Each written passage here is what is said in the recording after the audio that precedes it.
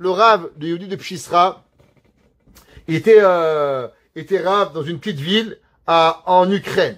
Et là-bas, les gens n'étaient pas des gens très instruits. Alors le Rav, il a ouvert une yeshiva. Et il a pris les jeunes, et bien sûr les jeunes, il les a éduqués. Et très rapidement, ils ont vu la grandeur du Rav. Yehudi Akadosh, ils ont étudié avec lui. Et ils ont étudié jour et nuit, ils ont commencé à étudier. Maintenant, bien sûr, qu'est-ce qui se passe quand vous étudiez toute la nuit? Vous avez besoin d'un petit café. Alors, les jeunes, qu'est-ce qu'ils faisaient? Ils se faisaient un café. Durant la journée, vos mains, elles sont solides. Vos réflexes, ils sont bien. Mais dans la nuit, quand vous êtes un peu fatigué, qu'est-ce qui arrive? Vous renversez un petit peu le café, ils s'endormaient, des fois ils prenaient 2 chaises pour poser la tête. Et le matin, les gens de la ville, ils arrivaient à la synagogue, et des fois ils voyaient un petit peu de café renversé, les chaises pas bien rangées, les livres pas tous à leur place. Et un jour, ils ont fait une crise de nerfs. Les gens de la ville, ils ont dit, ça suffit. Le rabbin, il doit quitter la ville. On n'en peut plus. Nous, on veut venir à la synagogue. On veut trouver la synagogue propre. Et maintenant, le rabbin, il prend ses clics et ses claques et ses élèves et il dégage de la ville. On veut plus le voir. Alors le Rav, avant de partir, il dit, laissez-moi vous raconter une petite histoire. Il dit, avant, je vais vous lire un verset dans le Tehillim. Il dit, quel verset? Il dit, Tahiti, je me suis trompé, cassé Oved, comme le mouton perdu, Bakesh Avdecha. Alors, en yiddish, il y en a qui disent pas Bakesh avec un E, mais ils disent Bakash. Ça ressemble au mot Bakash. Alors les gens, il leur a dit, mais Rabbi, qu'est-ce que tu essaies de nous dire? Laissez-moi vous raconter une histoire. Ok. Et quelle histoire? Il y avait un jour dans le monde une famine. Et tous les animaux de la jungle, de la forêt, ils avaient faim. Qu'est-ce qui se passe? Dieu, il n'amène pas la pluie. Il y a la famine. Il n'y a pas de quoi manger. On va tous mourir. Alors, ils sont partis voir le roi de la jungle. Ils sont partis voir qui? Le lion. Le lion, ils lui ont dit, regarde, lion, qu'est-ce qui se passe? Il y a une famine. Il faut faire quelque chose. Le lion a dit, regardez, Béhémet, s'il y a une famine, c'est que Hachem, il est fâché avec nous. Si Hachem, il est fâché avec nous, alors il faut faire teshuva. Comment on fait teshuva? Rassembler tous les animaux de la jungle, tous les animaux de la forêt, et ensemble, on va discuter le problème. Donc, tous les animaux sont venus, et là, le lion, il dit, regardez, sûrement, il y a un de nous qui a fait une avéra. Et à cause de la avéra qu'il a fait, c'est pour ça que Dieu, il nous punit. Alors, chacun de nous, on va dire la avéra qu'il a fait, et on va voir est-ce que c'est à cause de lui qu'il est puni. Alors, le premier qui est venu, c'est le loup. Le loup, il a dit, voilà, je vais vous dire la vérité. Vous savez, il y a la forêt.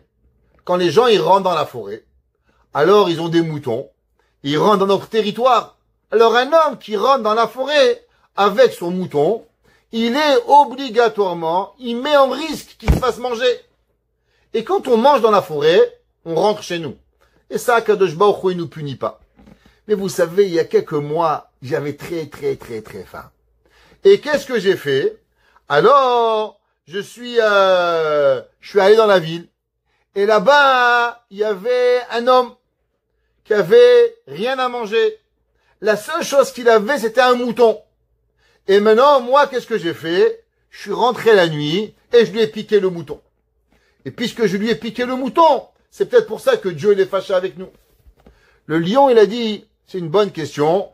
Je vais attraper tous les lions et ensemble, on va faire un comité. Et on va te juger. Alors le lion, il a pris avec lui des lions, des tigres, des panthères. Il a fait un bedding. Et là, le lion, il est sorti, il a dit, dis-moi, pourquoi tu es rentré dans la ville? Il a dit, parce que je crevais de faim. Et comme j'allais mourir, alors automatiquement, j'ai rentré. C'est vrai, j'ai volé la dernière chose à manger à un homme, mais moi aussi j'avais faim. Le lion, il lui a dit, tu sais quoi, si tu avais très faim et on est en temps de famine, t'as le droit d'aller manger. C'est pas grave, c'est pas ça le péché. Ça veut dire que tu avais le droit. Top. Le lion, il est sorti. Qui c'est qui est, il est rentré? Il est rentré l'ours. Dov. Dov, il est rentré et il a dit, voilà, je vais vous raconter. Moi, ça fait durant l'hiver, j'hiberne et je mange pas. Et donc, durant l'été, il faut que je mange beaucoup pour compenser mes besoins de l'hiver. Et ça fait des semaines et des semaines que j'ai très très très faim. Et mon ventre, il faisait grouille, grouille, grouille, grouille, grouille, grouille. Et je connaissais qu'au bout de la ville, il y avait une veuve. Que cette veuve-là, elle avait des enfants. Et que, avec sa brebis, qu'est-ce qu'elle faisait? Elle trait la brebis, elle vend le lait, elle mange du lait, elle gagne de l'argent, et avec ça, elle nourrit ses 8 enfants. Mais maintenant, moi, j'ai trop faim. Qu'est-ce que j'ai fait? Je suis allé, j'ai mangé la brebis. Alors il dit, peut-être c'est ça, le verra que Dieu, il a contre moi. Le lion, il rentre, et il dit, dis-moi, s'il n'y avait pas la famine, tu serais rentré dans la ville? Il dit, pas du tout. On n'est pas des voleurs. Un ours, je suis pas un voleur. Un ours, il attaque dans la forêt. Un ours, il attaque pas dans la maison. Mais il y avait la famine. Du fait qu'il y avait la famine, alors j'ai attaqué la maison. Le Beddin, il s'arrête et il tranche et il dit, très bien, ours, tu es libre. Il est venu un lion et dit, peut-être que c'est moi le problème. Il dit, c'est quoi le problème? Il dit, regarde, moi je suis un lion, une brebis c'est un cure-dent. Ça me suffit pas une brebis. Moi je suis un lion. Alors moi, j'avais très faim et je savais que là-bas il y avait un homme, qu'il avait un veau. Il attendait ce veau pour pouvoir le vendre et nourrir sa famille. Et moi, qu'est-ce que j'ai fait? J'avais trop faim. Je suis rentré dans le réfectoire là-bas et j'ai mangé le veau. Alors, le lion, il lui a dit, Arié, dis-moi, si tu avais pas faim, tu serais rentré dans l'étable? Jamais de la vie. Un lion, il rentre pas dans une étable. Un lion, il attaque dans la forêt, pas dans l'étable. Alors le Beddin, il s'arrête et il dit, exempté. D'un coup, il vient une petite brebis. Une petite brebis, elle arrive, et elle dit, peut-être que c'est moi qui a fait une erreur. Il dit, qu'est-ce que tu as fait comme erreur? Elle dit, ben voilà, moi j'avais très très très faim aussi. Et il y avait un homme qui l'a attrapé de la paille. Et il a mis plein de paille sur son âne. Et il y avait de la paille qui sortait un petit peu de l'âne. Et comme moi j'avais très faim, alors j'ai couru derrière l'âne, et j'ai mangé un petit peu de droite et de gauche la paille qui était sur l'âne. Ah, le lion, il a dit, aïe, aïe, aïe, aïe, aïe, aïe, aïe, ça c'est la Avera, pourquoi Dieu il est fâché? Alors il a dit, maintenant, punition, chaque animal de la forêt va te donner un coup de bâton. Alors le mouton, il est passé, et chacun qui lui est venu, ils l'ont frappé, il a frappé, il a frappé. Et il dit, vous comprenez bien, Skena, l'ours, il a volé. Le lion, il a volé. Le zèbre, il a volé. Ça, c'est pas grave. Mais le seul petite brebis qui a volé un petit peu de paille, alors automatiquement, elle est allée. Alors dans cette ville, on a donné 3 noms. On a dit Arié, le lion. On a dit Zéev et on a dit Dov. Mais en hébreu, ces 3 noms-là sont 3 noms de juifs. Arié, Dov et Zéev. Alors le rabbi de Pshisra, il a dit, vous aussi vous êtes pareil. Pourquoi? Il lui a dit, Rebarié, toi, tu vas au marché et qu'est-ce que tu fais? Tu voles les gens. Tu leur donnes de la mauvaise marchandise et tu leur refiles la marchandise mauvaise. Et tu leur fais croire que c'est pas grave. Ça, tu as le droit. Parce que tu veux nourrir ta famille. Alors, automatiquement, Rebarié, tu te permets de voler le monde. Ça, c'est permis. Et toi, le deuxième, Reb Zev. Il dit, toi, Reb Zev, qu'est-ce que tu as? Tu as un magasin. Et dans ton magasin, qu'est-ce que tu fais? Toi, là-bas, tu voles les quantités. Quand un homme, il a 1 kilo, tu lui voles 900 grammes. Et quand tu te demandes la question, pourquoi tu voles? Qu'est-ce que tu réponds?